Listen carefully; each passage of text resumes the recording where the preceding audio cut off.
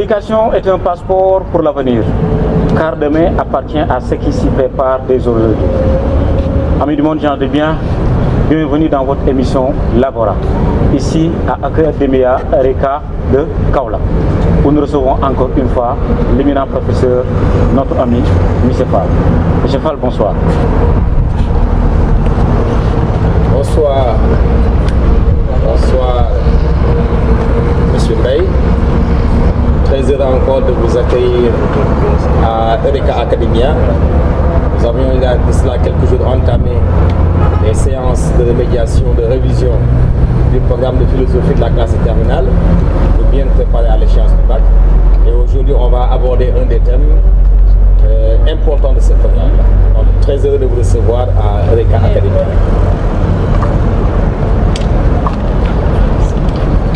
Merci beaucoup, cher professeur. Merci beaucoup aussi, chers internautes qui nous suivent à travers Kaolack Info. Merci encore une fois.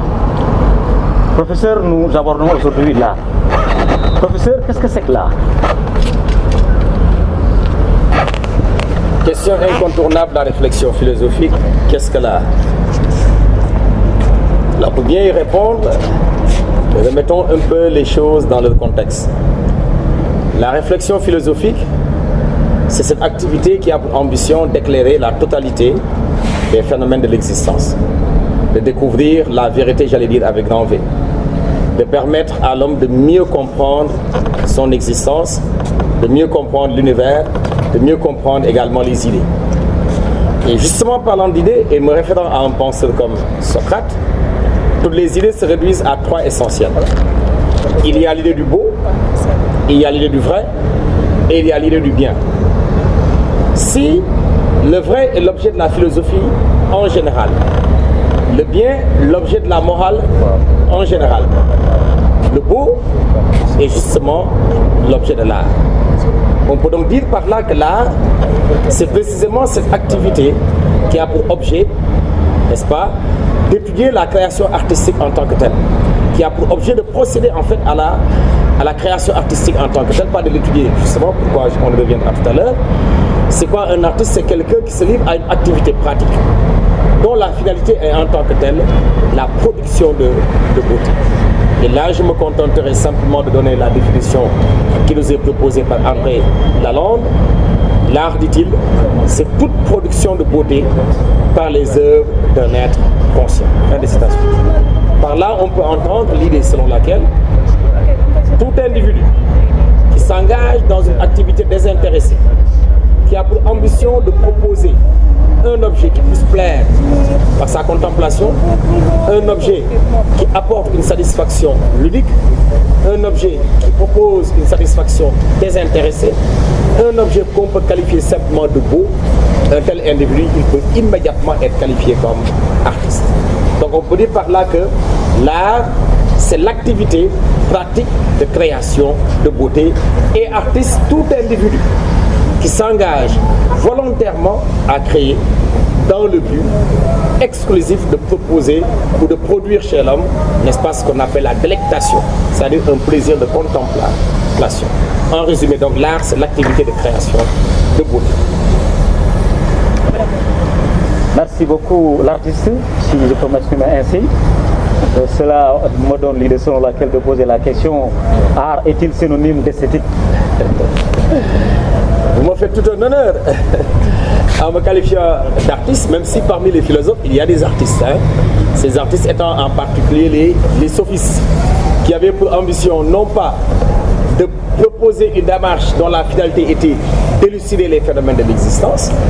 Le sophiste, c'est l'individu qui avait dans sa tête l'idée que la vérité n'existe pas. N'existant pas, il ne fallait pas la rechercher. Il fallait au contraire se consacrer à la recherche de l'utile. Et la recherche de l'utile, c'est quoi? Rechercher la richesse, rechercher le pouvoir, rechercher les honneurs. Et à cette fin, ils ont mis en place un merveilleux instrument qu'on appelle la rhétorique, l'art d'accoucher les esprits, qui a pour ambition de permettre à l'individu toujours d'obtenir la satisfaction à ses aspirations et ainsi donc de parvenir toujours à ses fins. En quoi faisant? En utilisant de ce qu'on appelle la puissance du verbe. Et la meilleure forme, disons, ou la plus belle expression de cette puissance du verbe-là, évidemment, c'est la beauté dans le discours, ce qu'on appelle donc la rhétorique, qui n'est rien d'autre que cette orientation philosophique qui a pour finalité, n'est-ce pas, l'accomplissement ou la satisfaction des besoins essentiels en l'homme, et évidemment, en ayant recours justement à la beauté du verbe, autrement dit à l'art. Donc le philosophe et l'art, n'est-ce pas, ne peut pas également être systématiquement scellé, étant entendu que c'est vrai. Il y a l'exigence de vérité, mais une vérité aussi qui peut d'une certaine façon passer par la beauté. Pour en revenir plus précisément à votre question, l'esthétique n'est pas l'art, l'art n'est pas esthétique. Mais ce sont deux disciplines, deux activités qui sont radicalement, fondamentalement et même nécessairement inséparables. L'art, disais-je tout à l'heure, c'est l'activité qui a pour objet la création de beauté. Supposons que moi je vous qualifie d'artiste. Si je vous qualifie d'artiste, ça veut dire que vous avez un talent à proposer une œuvre belle, qui peut être une œuvre scénique, qui peut être une œuvre littéraire, qui peut être une œuvre, comment dirais-je, une œuvre picturale, qui peut être une œuvre rythmique, la danse par exemple, ou la chanson. Donc vous avez un talent et vous proposez ce qu'on appelle une œuvre. Donc l'artiste, il est inscrit dans une dynamique pratique. Il ne se reconnaît d'ailleurs que par ses œuvres. Celui qui fait de l'esthétique, par contre, il n'est pas artiste. Mais il dépend du travail de l'artiste. L'artiste produit. Celui qui fait de l'esthétique, il ne produit pas, il réfléchit sur la production artistique. Il n'est pas un artiste, il réfléchit sur la création artistique. Il pose des questions comme qu'est-ce que l'art? Sur quoi l'artiste se fonde-t-il pour réaliser son œuvre? Quelles sont les finalités, les fondements de la production artistique? Quels sont les enjeux de l'art? À quoi peut servir la production artistique? Donc vous voyez bien que l'esthétique, n'est-ce pas, c'est pas de l'art en tant que tel. Ce n'est pas de l'art d'ailleurs. L'esthétique, c'est la réflexion philosophique sur l'art.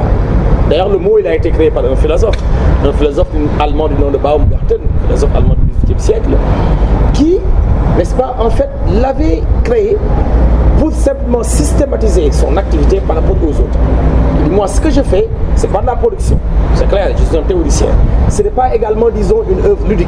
Je suis en train de faire œuvre scientifique, mais en me canalisant ou en me limitant à un thème déterminé, l'œuvre d'art. On peut donc dire par là que l'esthétique, comme d'ailleurs l'a dit Baumgarten, c'est la philosophie de l'art. C'est la partie de la philosophie exclusivement consacrée, non pas à la production artistique, mais à l'étude de la production artistique de façon très générale.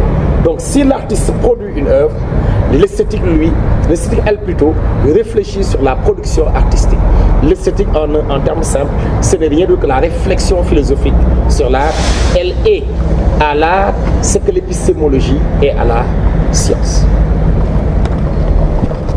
Merci encore une fois, professeur. Je pense qu'une très belle réponse quand même pour les internautes qui nous suivent à travers Kaolack Info. Professeur, y a-t-il une différence entre l'artiste et l'artisan? Deux concepts proches, artiste et artisan. Vous voyez bien qu'il y a un radical qui revient, c'est le mot art. Et ce mot art a une origine latine, ars. Et ars veut dire création. L'artiste est un créateur, l'artisan est un créateur. Tous les deux créent, tous les deux produisent, tous les deux ne font pas une activité théorique, ils se livrent à une activité pratique, une activité concrète qui aboutit à la réalisation d'une œuvre. Cependant, l'artiste et l'artisan sont totalement à distinguer. L'artiste, il crée, comme l'artisan. Mais l'artisan, il crée une œuvre utilitaire. Il crée une œuvre destinée à l'usage. Il crée une œuvre, en quelque sorte, qui permet de satisfaire un besoin. L'artisan, lui, plutôt l'artiste, lui, il ne cherche pas à créer, en quelque sorte, une œuvre pour répondre à un besoin pratique. L'artiste, il cherche à réaliser une œuvre ludique, c'est-à-dire une œuvre dont la finalité est essentiellement contemplative. Exemple très simple. J'arrive à la maison, je trouve un très bon plat servi sur la table. Il est beau. Immédiatement, n'est-ce pas, l'idée me vient de satisfaire un besoin, lequel? La faim. Ce plat, aussi beau qu'il puisse être, n'est pas une œuvre d'art. parce qu'il n'est pas destiné à la contemplation. Celle qu'il a préparée, on peut la qualifier d'artisan. C'est précisément, disons, la demoiselle qui travaille à la maison, qui fait donc la cuisinière, qui ne fait pas un travail d'artiste, qui fait un travail d'artisan. Pourtant, son plat est beau. Voyez-vous. Alors, ce plat est beau, mais il est destiné à la dégustation. Par contre, ce même plat qui est photographié, ce même plat qui est chanté, ce même plat qui est peint et accroché sur un tableau, dans le salon, un tableau de plat qui est accroché au salon, n'est pas destiné, évidemment, à la dégustation, mais à la contemplation. Le plat qu'on m'a servi sur la table, je le mange, je sais laisser ma faim. Mais le tableau de ce même plat accroché dans mon salon ne peut pas être destiné à la dégustation, il ne peut être destiné qu'à la contemplation. Donc on va dire que le plat n'est pas une œuvre d'art, mais la reproduction photographique, scénique, n'est-ce pas, de ce plat devient lui une œuvre. Elle devient, elle, une œuvre d'art. C'est-à-dire, en termes simples, que l'artiste propose une œuvre désintéressée, propose une œuvre qui n'a pas en tant que telle une finalité, j'allais dire, utilitaire. Alors que l'artisan, lui, il cherche à répondre à un besoin, j'allais dire, pratique. Il cherche en quelque sorte à réaliser du profit. Donc, on peut dire que, et c'est d'ailleurs la formule qu'elle propose Kant dans la critique de la faculté de juger, il dit là, c'est une activité qui a une finalité sans fin, qui est une activité en quelque sorte désintéressée. Par contre, l'artisanat est quoi? Il dit l'artisanat est un art, mais un art mercantile. Mercantile voulant dire quoi? Tout ce qui est attaché à l'argent, tout ce qui est attaché au profit. Donc on peut dire que l'artiste, il produit pour la contemplation, il produit une œuvre désintéressée. Et tout le monde connaît très bien la fameuse formule de Théophile Gautier. L'œuvre d'art est une œuvre belle. Et maintenant, qu'est-ce que le beau? Il dit c'est ce qui ne peut servir à rien. On peut donc dire par là que l'artiste propose quelque chose qui ne sert absolument à rien, si ce n'est la contemplation esthétique, si ce n'est que le plaisir de contempler la chose, si ce n'est la délectation. L'artisan, lui, il ne cherche pas la délectation. Il cherche à satisfaire à un besoin. Et c'est pourquoi l'artisanat renvoie en réalité à quel domaine? Il a les mêmes préoccupations, disons, que la technique. Donc l'art est désintéressé, il est ludique. L'artisanat est intéressé, il est lucratif. Il vise, n'est-ce pas, la satisfaction pratique. Il vise en tant que tel à répondre à un besoin d'efficacité. Il vise à satisfaire en tant que tel un besoin. D'où donc on peut distinguer bien l'artiste de l'artisan, mais également l'artiste du technicien. Puisque la technique, n'est-ce pas, est également comme l'artisanat une production, mais une production non pas désintéressée, mais au contraire une production utilitaire. Merci beaucoup, M. Fall. Cela m'amène à dire, peut-on qualifier l'artiste de savant? Art et savant, art et science, artiste et savant ne peuvent pas être associés parce que les préoccupations ne sont pas les mêmes. D'abord, je rappelle qu'un artiste, c'est quelqu'un qui cherche à produire le beau, la finalité. En recourant à quel moyen? En recourant à ce qu'on appelle le génie ou le talent. C'est vrai, l'artiste, il produit de façon consciente, mais il n'a pas besoin d'une grande, j'allais dire, d'un grand déploiement d'intelligence, d'une grande intelligence pour produire son œuvre. L'artiste, il fait plutôt montre de talent, montre de créativité. La science, elle, n'a ni pour finalité le beau, ni pour moyen, évidemment, le talent. La science, c'est une activité intellectuelle de connaissance. Le savant, il effectue une activité théorique d'abord. L'artiste, lui, il effectue une activité pratique. Le savant ne crée absolument rien. Il théorise, il discourir.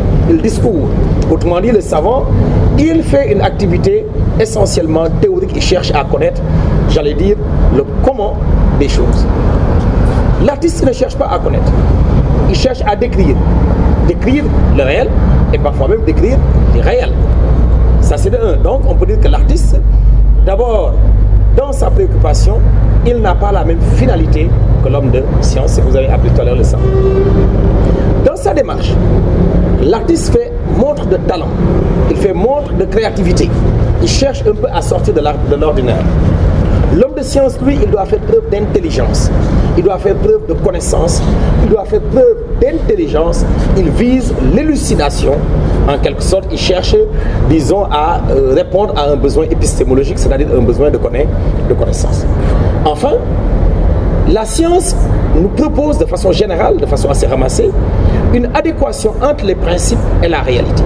Le but de l'homme de science, c'est de dire ce qui est, de nous proposer une description exacte des choses, de dire les choses telles qu'elles sont. Telle n'est pas la préoccupation de l'artiste. Et là, je m'en tiens juste à une belle formule qui nous est servie par Nietzsche quand il dit « Nous avons au moins l'art pour ne pas mourir de vérité ». Autrement dit, l'art est mensonger. L'artiste ne reproduit pas les choses telles qu'elles sont. Et je me rappelle d'ailleurs une belle formule d'un de mes professeurs à qui je rends hommage, monsieur Bédidien, qui nous disait souvent que l'artiste est un dieu. C'est quoi un dieu? Un dieu, c'est un créateur. L'artiste, il imagine des personnages, il leur donne une vie, il leur donne une destinée, il leur donne des aventures et après il leur ôte même la vie. Donc l'artiste, il crée. Il n'est pas forcément en adéquation avec la réalité. Alors que l'homme de science, lui, il cherche à dire les choses telles qu'elles sont. On peut donc dire par là que l'art est en quelque sorte, j'allais dire, imaginatif, alors que la science, elle est descriptive, même si évidemment aussi, toutes les sciences ne sont pas forcément descriptives. Mais au moins, le souci du savant, c'est en tant que tel de parvenir au vrai, alors que le souci de l'artiste n'est pas en tant que tel le vrai. Le souci de l'artiste, c'est en tant que tel, disons, le beau. Et une beauté qui parfois, pour reprendre un peu la formule de Camus, une beauté qui se veut parfois essentiellement mensongère. Merci professeur. L'artiste, il crée. Cela me pousse à poser la question, à dire, tout artiste est-il un créateur? Alors, très bonne question. Tout artiste est-il un créateur? Dans le principe, oui.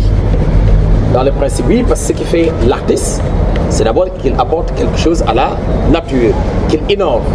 La première caractéristique ou le premier critère à partir duquel on apprécie un artiste, c'est d'abord son originalité. C'est-à-dire qu'il faut au moins qu'il réalise en tant que tel une œuvre. Donc dans le principe, oui, si on entend par création le fait simplement de produire ou de réaliser une œuvre, l'artiste est bien un créateur. Mais aussi, il faut voir que dans l'art, il y a deux tendances qui se posent. Il y a ce qu'on appelle l'art comme imitation et l'art comme création. Alors, quand on dit imitation, ça ne veut pas dire pour autant que l'artiste ne crée pas, mais il crée à partir en tant que tel de ce qui est. Autrement dit, il contemple la nature, voit ce qui y existe et le reproduire tel quel. D'abord, il faut savoir que entre l'artiste et la nature, il y a un rapport systématique que personne ni rien ne peut en quelque sorte briser. Ce point de vue nous est par exemple apporté par un penseur comme Platon. Platon dans la République, lorsqu'il dresse à grande ligne les traits de la société idéale, après avoir fait l'éloge, n'est-ce pas, de la sophocratie, qu'est-ce qu'il a recommandé? Il faut chasser les artistes de la cité. Et pourquoi il faut les chasser de la cité? Parce que pour Platon, ce qui est beau, c'est ce qui est vrai. Or, l'artiste, qu'est-ce qu'il fait? Il imite la nature. Et la nature, on le sait très bien chez Platon, elle est mensongère, elle est chimérique, c'est le monde des chimères, c'est le monde de la doxa, le monde de l'illusion. Et donc l'artiste, en reproduisant la nature, il ne fait que reproduire quelque chose de déjà faux. Donc il s'écarte davantage encore de l'original. Il produit davantage une œuvre déconnectée en tant que telle du beau, puisque ce qui est beau pour Platon, c'est en tant que tel ce qui est vrai.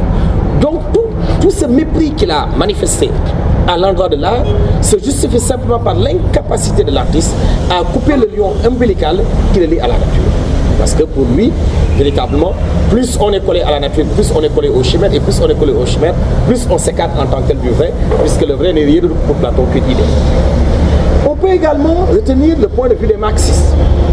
Les marxistes, de façon très ramassée aussi, ont tendance d'une certaine façon à présenter tous les éléments de la vie en deux groupes, structure, superstructure. Les idées artistiques appartiennent au domaine de la superstructure idéologique, c'est-à-dire à l'ensemble des productions intellectuelles, qui s'opposent à quoi? À la structure matérielle, c'est-à-dire aux conditions réelles d'existence. Et Marx le dit très bien. L'artiste, aussi talentueux qu'il soit, ne fait en réalité que proposer, tant soit peu, parfois aussi de façon mensongère, disons les réalités du milieu de son élaboration. Et c'est pourquoi il va dire dans la contribution à la critique de l'économie politique que l'art grec, par exemple, suppose la mythologie grecque. que l'art égyptien ne peut pas naître du contexte grec. Et que donc chaque communauté, chaque peuple, chaque milieu ne fait que proposer des types d'art qui reflètent les réalités de ces milieux. Donc qu'est-ce que ça traduit? Ça traduit l'idée selon laquelle l'artiste a beau vouloir réellement créer, se déconnecter du réel, il en reproduit tant soit peu, n'est-ce pas, des images. Maintenant, il faut maintenant voir qu'il y a au sein de l'art des tendances, des courants qui ont fait l'apologie en tant que telle de l'imitation de la nature. Je me limite simplement à une tendance artistique qu'on appelle par exemple le naturalisme. Le naturalisme ou l'art naturaliste, c'est quoi? C'est l'art inféodé au réel, l'art inféodé aux éléments de la nature. Ici, l'artiste, il contemple la nature, voit une chose belle et il ne fait que l'effort de la reproduire de la façon la plus fidèle qui soit. Et plus son œuvre est conforme à la réalité, plus l'œuvre est en tant que telle belle. C'est comme par exemple le cas chez Léonard de Vinci. Léonard de Vinci nous dit clairement que la seule peinture que nous devons en quelque sorte aimer, la seule peinture qui est digne d'éloge, c'est celle qui a davantage de ressemblance avec le modèle qu'elle imite. Donc vous voyez que dans son traité de peinture, il fait l'apologie de la conformité entre l'œuvre d'art et la nature. Il dit l'œuvre belle, c'est l'œuvre de produire telle qu'elle la réalité. Et donc la beauté naturelle est en quelque sorte ce qui commande la beauté artistique. Donc il y a une continuité entre la beauté naturelle et la beauté artistique.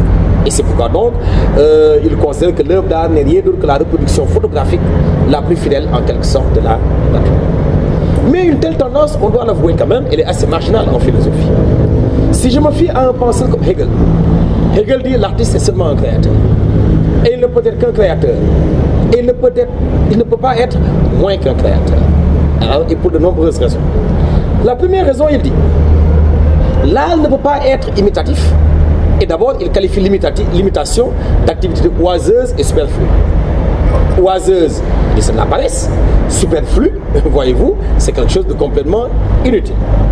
Pourquoi? Il dit d'abord parce que l'artiste qui veut imiter la nature s'engage dans une voie d'emblée vouée à l'échec. Pour quelle raison? Il dit la nature, elle est si féconde que nul ne peut l'imiter. Et que l'artiste donc qui fait l'effort de l'imiter, mais il peut être comparé à quoi? Il dit à un ver faisant des efforts pour devenir un éléphant. C'est pour montrer le hiatus qu'il y a entre l'œuvre elle-même et la chose, entre la chose elle-même et l'œuvre qu'il imite. Par exemple, j'imite sur un tableau, disons un poisson. Est-ce que je peux faire ressortir tout ce que le poisson a comme qualité? Est-ce que je peux faire ressortir sa couleur, la couleur de sa chair, disons sa rapidité dans l'eau, etc., etc. Non, je ne peux en faire ressortir qu'une infime partie. Il dit donc, si un artiste veut imiter, il risque de tuer l'art. Il dit l'imitation n'est pas de l'art parce que l'imitation risque de tuer l'art puisque l'imitation est radicalement de l'ordre de l'impossible. Deux, il nous dit, même si l'imitation était possible, elle n'aurait aucun intérêt.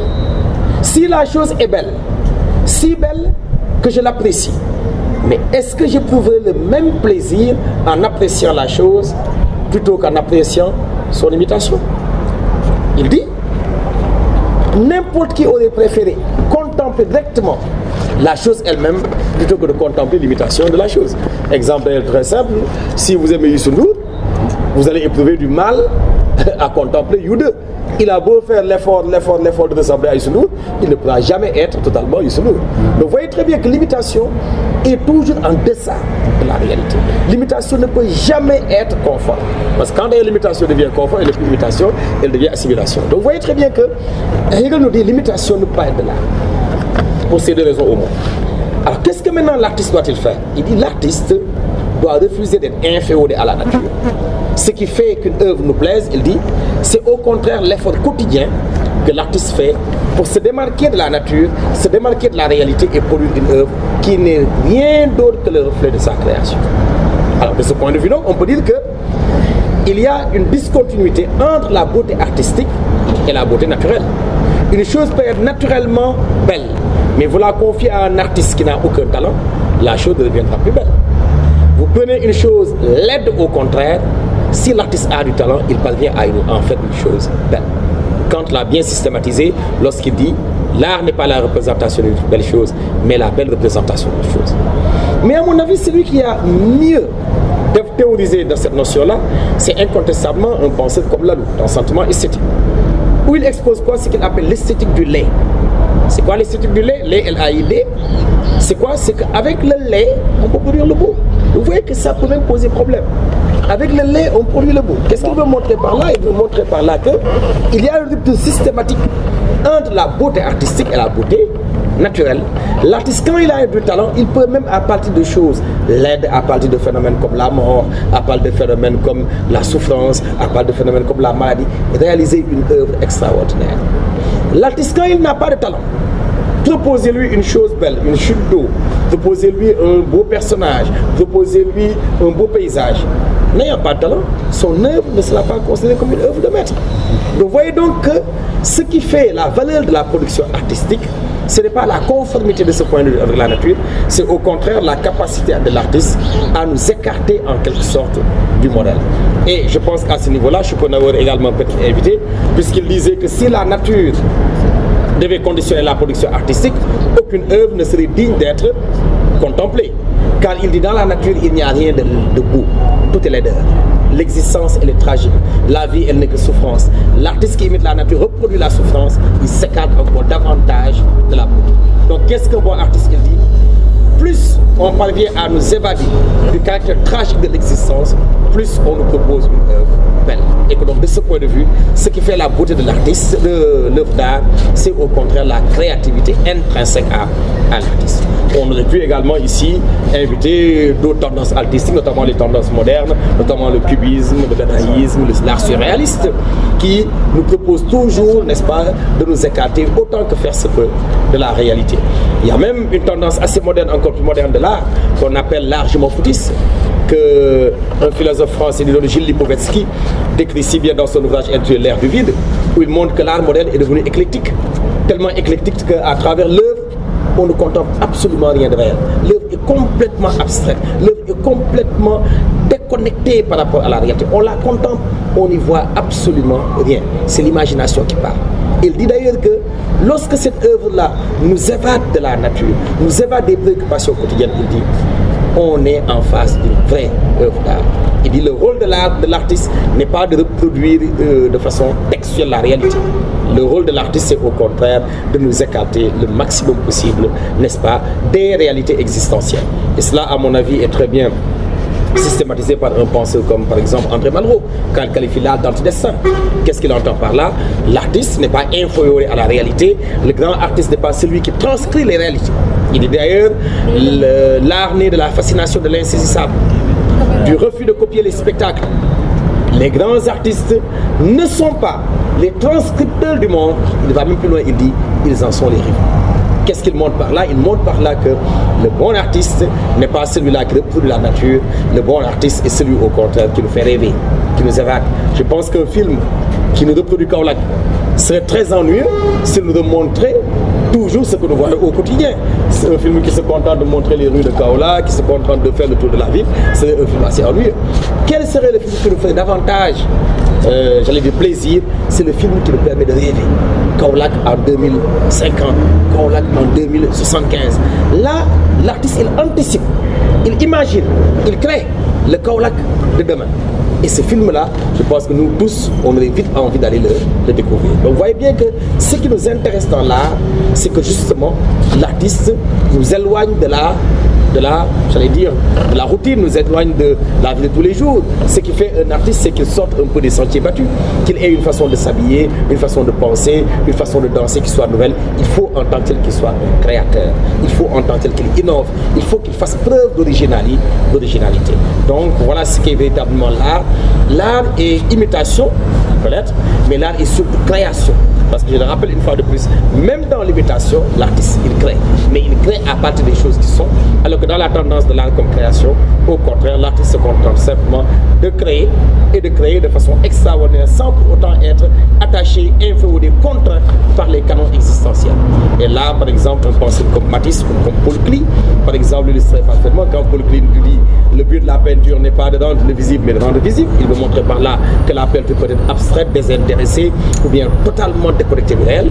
Ou bien quand, par exemple, un Matisse nous dit que même quand je reproduis les choses de la nature, je ne les reproduis pas pour la réalité. Je les reproduis au contraire simplement par feeling, par plaisir, par désir de créer la beauté. Et il dit par une belle formule, quand je mets du bleu, ça ne veut pas dire le ciel. Quand je mets du vert, ça ne veut pas dire l'air. Pour dire en un mot que art et création sont deux choses qui sont radicalement inséparables. Merci beaucoup, professeur. Une très bonne réponse, je pense, pour les candidats qui nous suivent à travers Kaolack Info, mais aussi surtout pour les artistes aussi qui nous suivent. La dernière question, professeur. L'art peut-il servir à quelque chose? Alors, dans son principe, non. Dans son principe, non, parce que servir à quelque chose n'est pas la vocation de l'art. Justement, d'ailleurs, l'art a pour objet de produire ce qui ne sert à rien, c'est-à-dire la chose belle. Donc, l'art, dans son principe, ne sert absolument à rien. L'art, c'est l'activité que l'on mène simplement par plaisir, que l'on mène de façon désintéressée, que l'on mène simplement dans le but d'obtenir ce que je peux qualifier de plaisir ludique. Donc dans le principe, l'art ne sert à rien. La preuve, l'artiste, il ne fait pas œuvre utile, il fait œuvre belle. Il ne fait pas une œuvre, j'allais dire à l'usage, il fait une œuvre contemplative. Donc son œuvre n'est pas destinée à satisfaire des besoins, n'est pas destinée à éduquer, n'est pas destinée à, disons, jouer un rôle social. Le rôle d'abord de l'artiste, c'est de faire preuve de talent, de partager des émotions, c'est-à-dire de produire en quelque sorte la beauté. La plus belle chanson, par exemple, c'est pas la chanson la plus éducative, c'est la chanson qui réveille davantage nos sentiments. Donc l'art, dans son principe premier, n'a pour vocation que la production de beauté. Maintenant, on peut, à travers le beau, véhiculer aussi un message. Et c'est à ce moment-là que l'art investit le champ pratique et investit en réalité tous les domaines de l'existence. Qui a bien formulé cela? Victor Hugo. L'art pour l'art est beau, mais l'art pour le progrès est encore plus beau. L'artiste, il doit essayer d'allier l'utile à l'agréable. Il doit même se plier à des contingents sociaux historiques.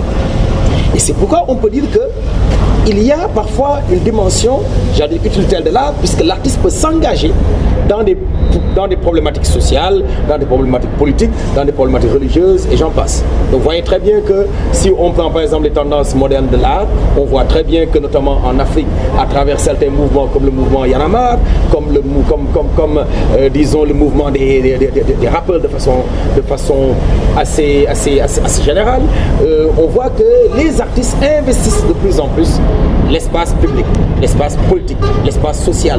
Ils sont en quelque sorte des médiateurs, ils investissent le domaine de la publicité, ils investissent le domaine du marketing social, le marketing politique, et j'allais même dire aujourd'hui, avec la crise du coronavirus, le marketing sanitaire. Puisque aujourd'hui, on s'est rendu compte qu'immédiatement après la crise, les artistes ont pris le micro, ils ont également pris le bâton de pèlerin pour procéder à ce qu'on appelle la sensibilisation. Donc vous voyez très bien que l'artiste peut donc jouer en tant que tel un rôle social. Et là, j'aurais pu prendre un exemple, lequel? Celui de mouvements comme la négritude. Senghor, Damas, Césaire, lorsqu'ils se sont mis à écrire, ils ont dès le départ déclaré leur objectif.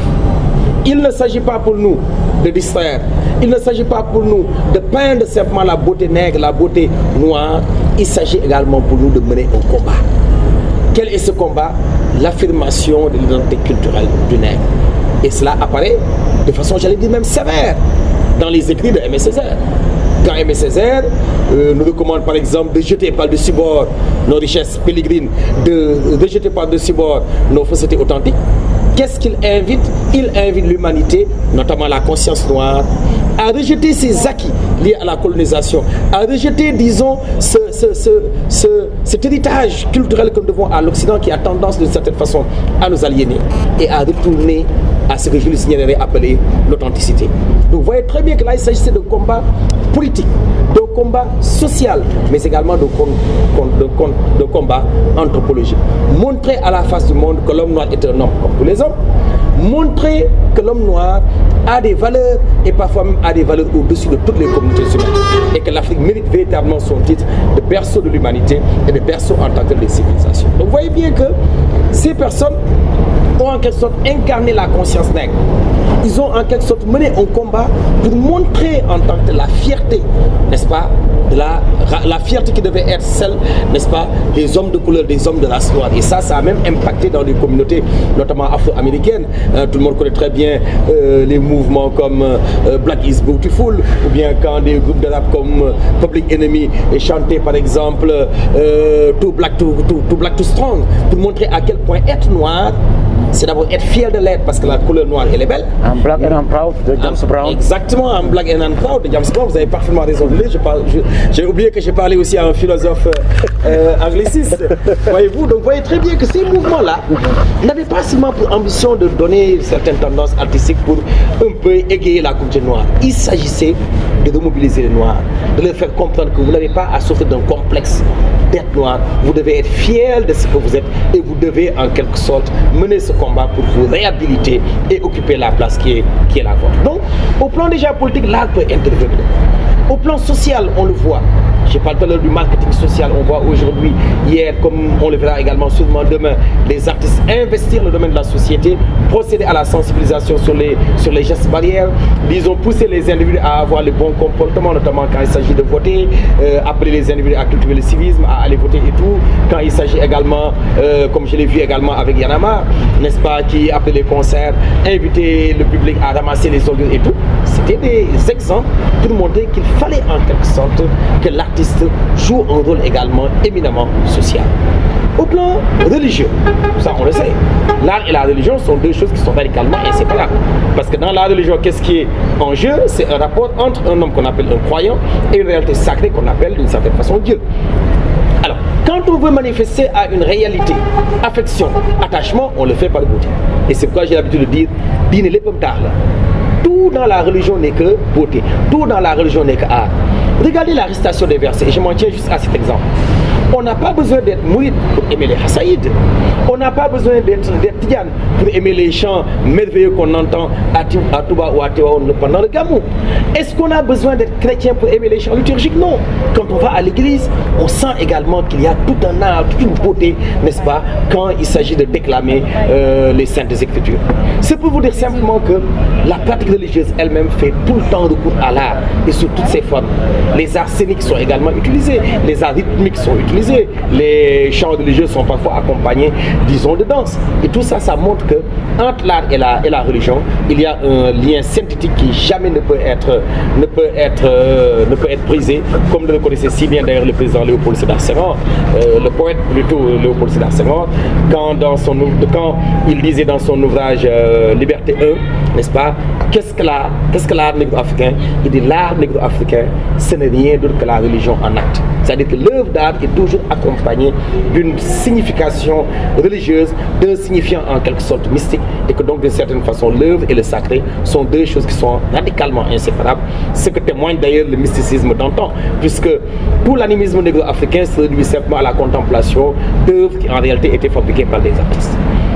Je termine juste en donnant un exemple d'étude de l'art dans le domaine thérapeutique, dans le domaine, j'allais dire, de la santé physique et de la santé mentale. On a besoin d'artistes pour bien vivre. Ce monde serait triste s'il n'y avait pas d'artistes pour nous égayer.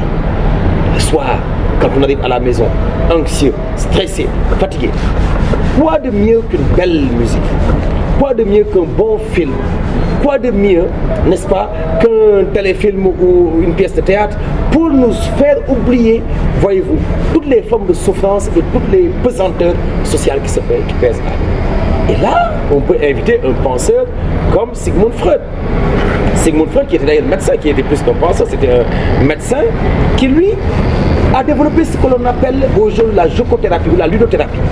Il a montré qu'il y a des formes de thérapie par l'art.